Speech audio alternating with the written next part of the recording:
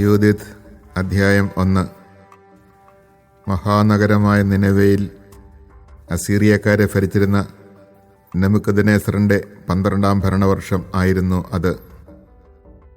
അർഫക്സാദ് രാജാവ് എക്ബത്താനായിൽ മേദിയായുടെ അധിപതിയായി വാഴുകയായിരുന്നു.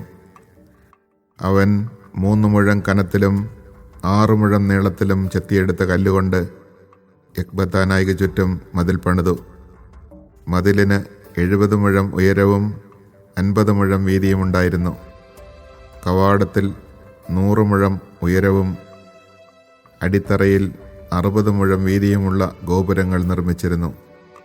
സൈന്യത്തിന് ഒന്നിച്ച് കടന്നുപോകാനും കാലാൾപ്പടയ്ക്ക് നിരയായി നീങ്ങാനും കഴിയുമാറ് കവാടങ്ങൾ 70 മുഴം ഉയരത്തിലും 40 മുഴം വീതിയിലുമാണ് പണിതത്. അക്കാലത്താണ് നെബൂഖദ്നേസർ രാജാവ് റാഗാവിൻ്റെ അതിർത്തിയിലുള്ള വിശാലമായ സമുദ്രത്തിൽ വെച്ച് അർഫക്സാദ് രാജാവിനോട് ഏറ്റുമുട്ടിയത്. മലമ്പ്രദേശത്തെ ജനങ്ങളും യൂഫ്രട്ടീസ്, ടൈഗ്രീസ്, ഹിദാസ്പസ് എന്നീ നദികളുടെ തീരങ്ങളിൽ വസിച്ചിരുന്നവരും എലിമായരുടെ രാജാവായ റിയോക്കും സമതലത്തിൽ വെച്ച് അവനോട് ചേർന്നു. അനവധി ജനതകൾ കൽദായ സൈന്യങ്ങളോട് ചേർന്നു. അസീറിയക്കാരുടെ രാജാവായ നെബൂഖദ്നേസർ പേർഷ്യയിലും പടിഞ്ഞാറ് കിലിക്കിയ, ദമാസ്കസ്,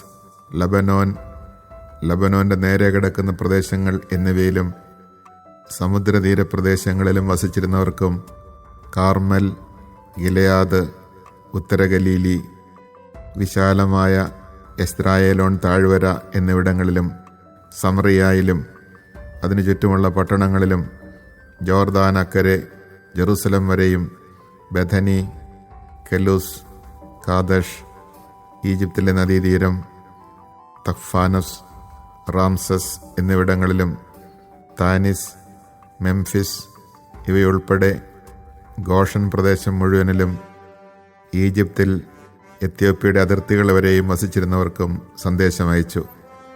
എന്നാൽ ആ പ്രദേശങ്ങളിലെ ജനങ്ങൾ അസീറിയ രാജാവായ നെബൂഖദ്നേസറിന്റെ ആജ്ഞ അവഗണിക്കുകയും യുദ്ധത്തിൽ അവനോട് ചേരാൻ വിസമ്മതിക്കുകയും ചെയ്തു. അവർ അവനെ ഭയപ്പെട്ടിരുന്നില്ല. അവരുടെ ദൃഷ്ടിയിൽ അവനൊരു സാധാരണ മനുഷ്യനായിരുന്നു. അവൻ്റെ ദൂതന്മാരെ അവർ വെറും കൈയോടെ അപമാനിതരായി തിരിച്ചയച്ചു. ആ ദേശങ്ങളെല്ലാം നെബൂഖദ്നേസറിന്റെ കടുത്ത രോഷത്തിന് പാത്രമായി.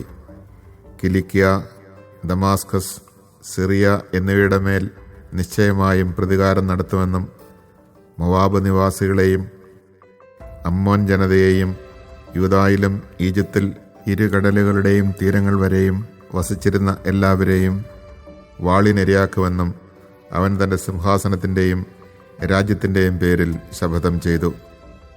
17-ാം വർഷം അവൻ അർഫക്സാദ് രാജാവിനെതിരെ സൈന്യത്തെ അയച്ചു. അവനെ യുദ്ധത്തിൽ പരാജയപ്പെടുത്തുകയും അവൻ്റെ സൈന്യത്തെയും കുതിരപ്പടയെയും രഥങ്ങളെയും നിശേഷം നശിപ്പിക്കുകയും ചെയ്തു. അങ്ങനെ അവൻ അർഫക്സാദിൻ്റെ നഗരങ്ങൾ കീഴ്പ്പെടുത്തി എക്ബത്താനായിൽ പ്രവേശിച്ച് ഗോപുരങ്ങൾ പിടിച്ചടക്കുകയും കച്ചവട സ്ഥലങ്ങൾ കൊള്ളയടിക്കുകയും ചെയ്തു. പ്രതാപമുള്ള പട്ടണത്തെ പരിഹാസപാത്രമാക്കി. അവൻ അർഫക്സാദിനെ റഗാവ് പർവ്വതനിരകളിൽ വെച്ച് ബന്ധനസ്ഥനാക്കി കുന്തം കൊണ്ട് കുത്തി അവനെ പൂർണ്ണമായി നശിപ്പിച്ചു. അനന്തരം അവൻ തൻ്റെ വിപുലമായ സംയുക്ത സൈന്യവുമായി നിനവയിലേക്ക് മടങ്ങി.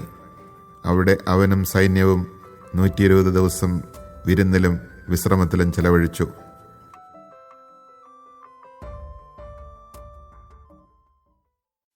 The Book of Judith, Chapter 1. It was the 12th year of the reign of Nebuchadnezzar, king of the Assyrians, in the great city of Nineveh. At that time Arphaxad ruled over the Medes in Ecbatana. Around this city he built a wall of blocks of stone, each 3 cubits in height and 6 in length. He made the wall 70 cubits high and 50 thick. At the gates he raised towers of 100 cubits, with a thickness of 60 cubits at the base. The gateway he built to a height of 70 cubits, with an opening 40 cubits wide for the passage of his chariot forces and the marshalling of his infantry. Then King Nebuchadnezzar waged war against King Arphaxad in the vast plain in the district of Regge. To him there rallied all the inhabitants of the mountain region, all who dwelt along the Euphrates, the Tigris, and the Hydaspes, and King Arioch of the Elamites in the plain. Thus many nations came together to resist the people of Gilead. Now Nebuchadnezzar, king of the Assyrians, sent messengers to all the inhabitants of Persia, and to all those who dwelt in the west, to the inhabitants of Cilicia and Damascus, Lebanon and Anti-Lebanon, to all who dwelt along the sea coast, to the peoples of Carmel, Gilead, Upper Galilee, and the vast plain of Esdraelon, to all those in Samaria and its cities, and west of the Jordan as far as Jerusalem, Bethany, Kalos, Kadesh, and the river of Egypt, to Taphanes, Ramses, all the land of Goshen, Tanis, Memphis, and beyond, and to all the inhabitants of Egypt as far as the borders of Ethiopia. But the inhabitants of all that land disregarded the summons of Nebuchadnezzar, king of the Assyrians, and would not go with him to the war. They were not afraid of him, but regarded him as a lone individual opposed to them, and turned away his envoys empty-handed in disgrace.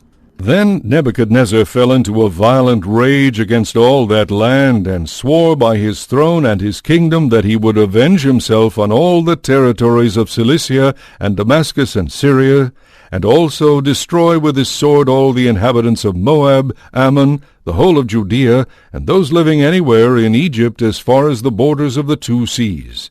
In the 17th year he proceeded with his army against King Arphaxad, and was victorious in his campaign. He routed the whole force of Arphaxad, his entire cavalry and all his chariots, and took possession of his cities. He pressed on to Ecbatana, and took its towers, sacked its marketplaces, and turned its glory into shame. Arphaxad himself he overtook in the mountains of Regge, ran him through with spears, and utterly destroyed him. Then he returned home with all his numerous motley horde of warriors, and there he and his army relaxed, and feasted for 120 days.